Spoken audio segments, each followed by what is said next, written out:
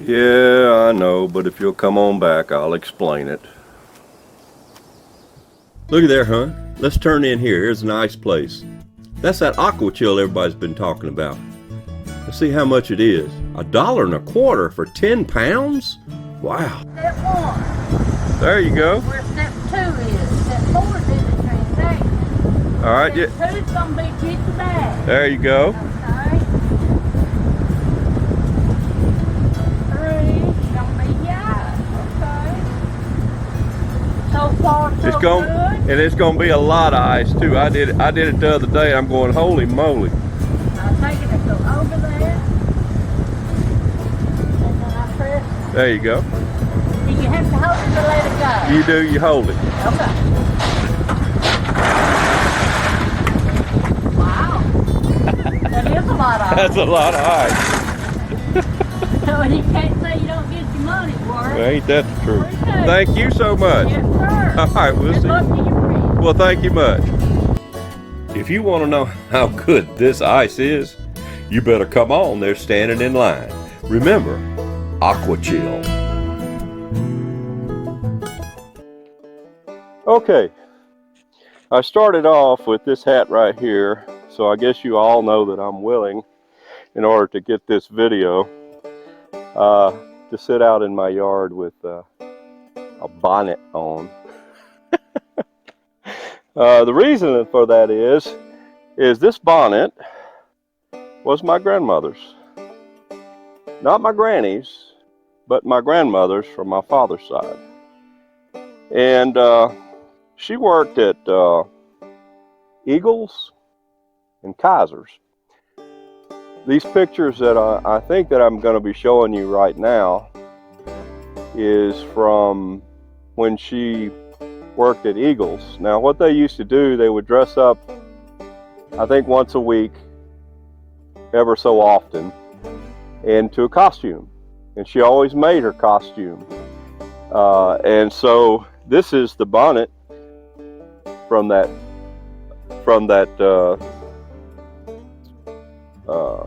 costume that she had made, and I think it was from like Country Living or something like that. And of course, the next one is Cowboys, so it's understandable what that one is. So that was my grandmother. I don't think that she's been on this channel very much, but the reason I brought this up is because Janet and I, of course, recently have lost both of our parents due to old age, mostly. And we're just now kind of going through all of the pictures. Now, you know, technology has advanced so much that, you know, we make digital pictures of everything. Is that a good thing? I don't know. And the reason I say that is because we've been going through, now this little thing here, I want you to multiply that by 1,000. We've got a room upstairs that's absolutely full of pictures that we've had for the last 200 years of all of our families, because as you know, Granny, I've got pictures in the 1800s made on steels, or tins rather. And so, you know, she was born in 1901, and she got married when she was 15. And so there's pictures all along through that. There's pictures from all the way until she died in 1995. It's the same thing with your family. You have pictures. You have thousands of pictures.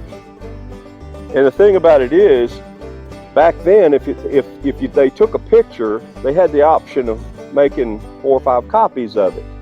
And they would send those 4 or 5 copies to other relatives. Well, all those other relatives have died. And so all those relatives have given back pictures to my parents and to her parents. And so we've got multiple copies of all these pictures. And a lot of them, we don't know who they are. Some of them we never even met. There's a lot of them, fortunately, that I do know. But the reason I asked that question about the technology, is it a good thing?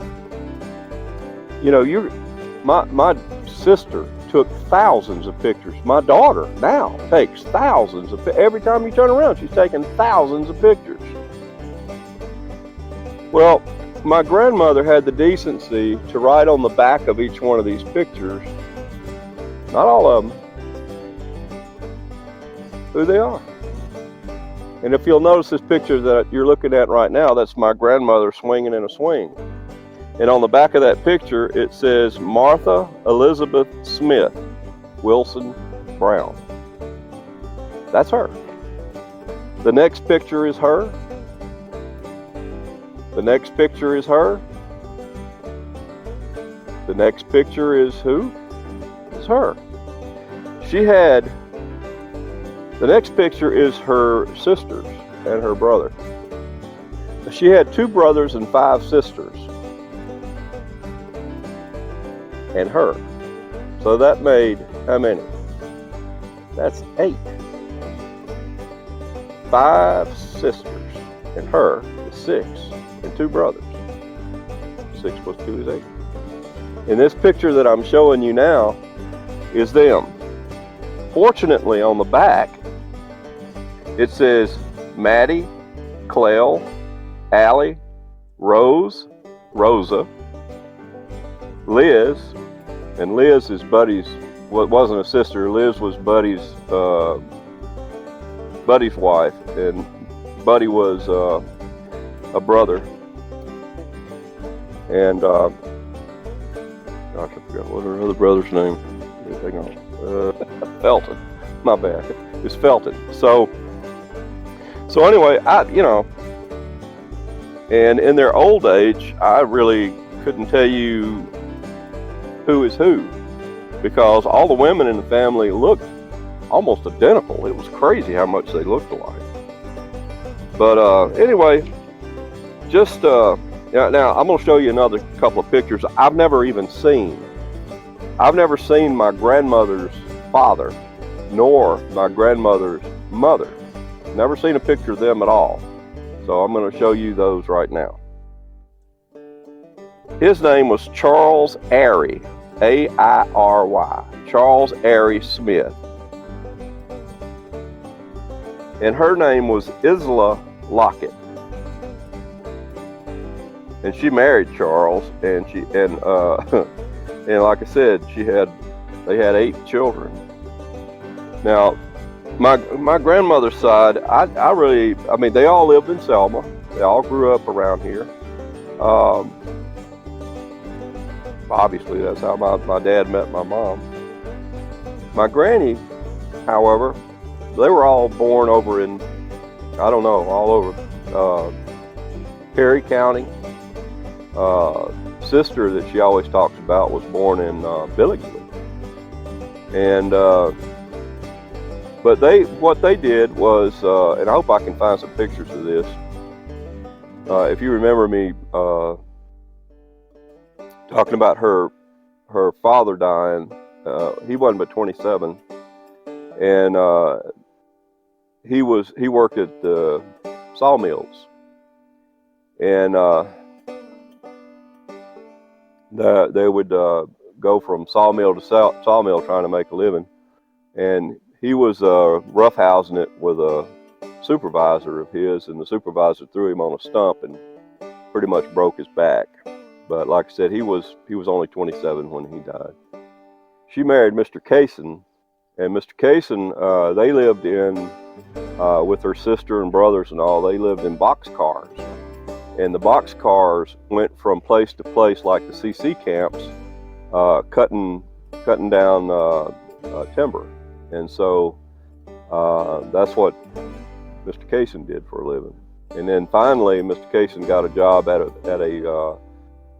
a timber mill, at a wood mill, and cutting logs and everything. So they were stationary, and that particular, and I think on some of the short stories, I think she will explain some of this.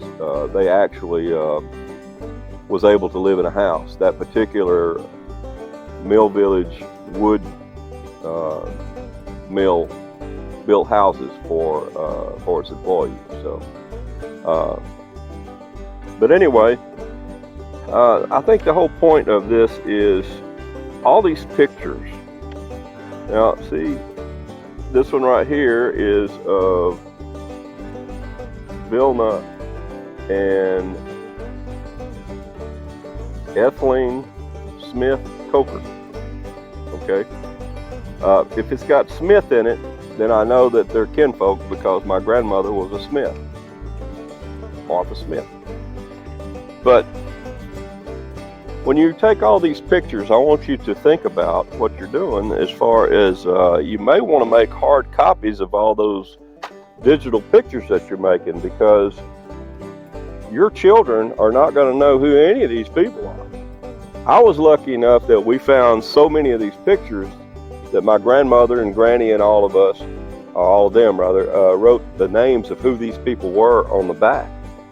But wow, look at this. These things are crawling all over me. Get out of here. Get out of here. But anyway, I think that's where we're going to end here. But just try to remember that when you take these pictures and you're going to save them, what are you going to save them to? Me and my brother was talking about this. You know, we've gone if you remember, it was great that you could save all these stuff on a file onto a CD, and then you could save them to a DVD, and then you could save them to a CDR, and then you could save it to a flash drive, and then you could save it to a flash card, and then and it goes on and on and on. You know, you could keep thousands and thousands of pictures on CDs.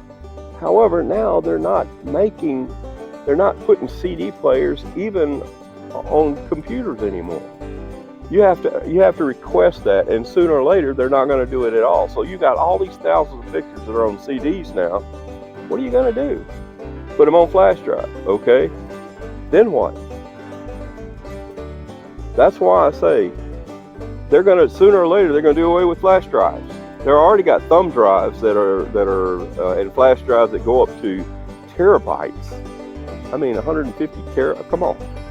What are you going to do with all those pictures when all of a sudden the media that you look at it, the means of looking at that media is gone?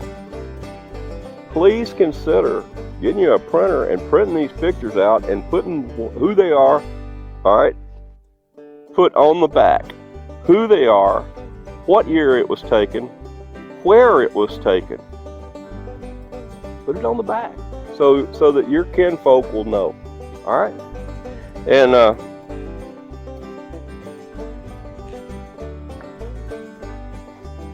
thing I forgot here is the other question I had was, we've got all these stuff, like I don't have the dress, but you see, I was cleaning out my dad's garage, and I start finding all these things that are in these pictures. Well, what do you do with that? You say, well, okay, well, you give it to your kids. Really? What are they going to do with it? And they give it to their kids. They won't even know where it came from. Wow. I mean, there's just so many decisions that we got to make about what are we going to do with all this stuff. All right. Well, I just realized I'm sitting here with a bonnet on. Okay. Well, enough of that. So here's what we're going to do. I'm going to tell you, I'll see you next Monday, and take a look at these little shorts that I'm doing I'm letting her actually tell you these stories. Some of them are hilarious, some of them are sad. My granny is a great storyteller. So, hey, take a listen to her, if you will, when those shorts come up. They'll probably be around Wednesday or Thursday. So I just put one on this morning. This is Thursday. And I will see you guys next Monday. And also, remember to be sweet. It doesn't take any extra effort for you to be sweet, because if you don't, what? That's right, I know where you live. See you later. Love you guys.